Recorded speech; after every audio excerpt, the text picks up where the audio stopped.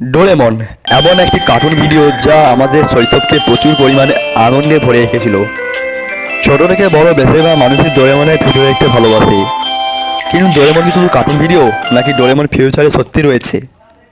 তো যাই হোক, তোমরা যদি আমার ইউটিউব চ্যানেলে নতুন হয়ে থাকো তো প্লিজ সাবস্ক্রাইব করো, লাইক ও কমেন্ট করতে ভুলো না।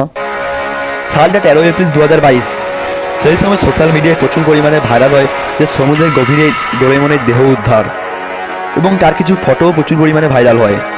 ওই দিন দুজন মানুষ গভীর সমুদ্রের নিচে ডাইভিং করছিল।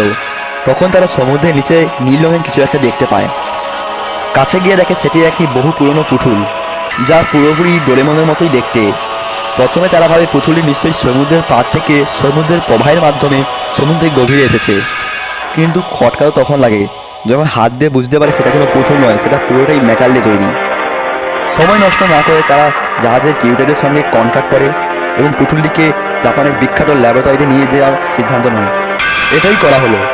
কিছুক্ষণ পর পরীক্ষা করার পর জানা যায় যেটিকে তারা পুতুল ভাবছিল সেটি কোনো পুতুল নয়, সেটি হলো 450 বছরের পুরনো একটি রোবট। এখন প্রশ্নটা হলো, আজ থেকে প্রায় 450 বছর আগে এই রোবটটিকে কে বানালো?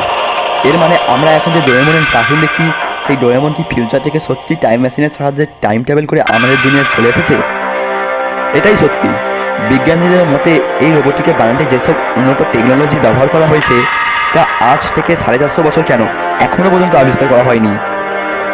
তবে কি সত্যি ডোরেমন টাইম ট্রাভেল করেছে, নাকি ডোরেমনের আবিষ্কারও ফুজিও টাইম মেশিনের সাহায্যে টাইম ট্রাভেল করে আমাদের দুনিয়ায় চলে এসেছে? না হলে একজন সাধারণ মানুষ কীভাবে ফিউচারে এত কিছু জানতে পারে?